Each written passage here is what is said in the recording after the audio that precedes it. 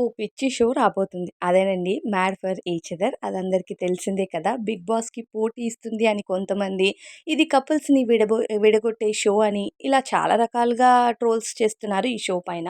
అయితే షో పైన ఎక్స్‌పెక్టేషన్ పెంచడానికి జనాల్ని కూడా ఈ షోస్‌లో ఇన్వాల్వ్ చేయబోతున్నారట. త్వరలోనే అని టాక్ అయితే వస్తుంది. ఇప్పటికే 'mad for each other' shoot కూడా స్టార్ట్ అయింది. దీనికి సంబంధించిన ప్రోమోస్ కూడా స్టార్మా రిలీజ్ చేస్తుంది.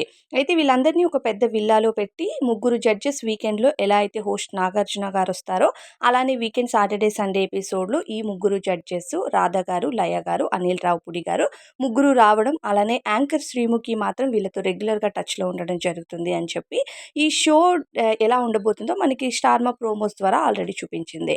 అయితే ఇంకా వీకెండ్‌లో సాటర్‌డేలో ఎలా అయితే వాళ్ళు చేసిన తప్పులు అవన్నీ జడ్జెస్ చెప్తారు. అలానే సండే ఎపిసోడ్‌లో చాలా కూల్‌గా, ఫన్‌గా వెళ్ళిపోతుంది లైక్ 'బిగ్ బాస్' అంట. కాకపోతే ఇక్కడ ఏంటంటే జడ్జెస్ స్కోర్స్ ఇవ్వడం జరుగుతుంది. వీళ్ళు హౌస్‌లో ఉన్న విధానంకి గానీ, మాట్లాడిన మాట తీరుకి గానీ, వాళ్ళకి నచ్చిన కంటెస్టెంట్స్‌కి వాళ్ళు మార్కులైతే ఇవ్వచ్చు. ఆ మార్కుల వైస్‌గా వీళ్ళకి టాప్ 1, టాప్ 2 అనే కేటగిరీస్ అయితే ఉంటాయి అన్నట్టుగా టాక్.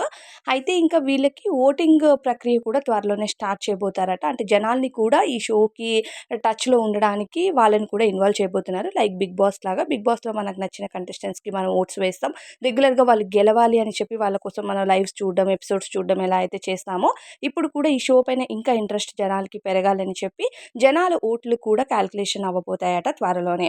అయితే ఇప్పటికే ఈ షో 3 వారాలు ముగించింది. ముగ్గురు కంటెస్టెంట్స్ అంటే ముగ్గురు కపుల్స్ అయితే ఎలిమినేట్ అయ్యారట. ఇది కపుల్స్ షో తెలిసిందే. అయితే first couple show, real couple show అన్నారు. కానీ ఇందులో లివింగ్ రిలేషన్‌లో ఉన్న వాళ్ళు కూడా ఎంట్రీ ఇచ్చేసరికి ఒక్కసారిగా జనాలు మైండ్ బ్లాక్ అయిపోయింది. ఇదేంటి అసలు రియల్ కపుల్ ఎలా అవుతారు? అసలు లివింగ్ రిలేషన్‌లో ఉన్న వాళ్ళు రియల్ కపుల్స్ ఎలా అవుతారు? ఇది షో కాదు. షో పేరుతో కపుల్స్‌ని విడగొట్టే షో అని చెప్పి చాలా రకాలుగా అయితే ఈ షో పైన ట్రోల్స్ వచ్చాయి. కానీ డే బై డే ఏదైనా షో జనాల మధ్యకొచ్చిందంటే దానిపైన ఖచ్చితంగా ఎక్స్‌పెక్టేషన్ అనేది పెరుగుతుంది. ఇంకా యాజ్ యూజువల్ అందరికీ తెలిసిందే ఫస్ట్ వారం హరిత, హరీష్ గారు ఎలిమినేట్ అయ్యారట.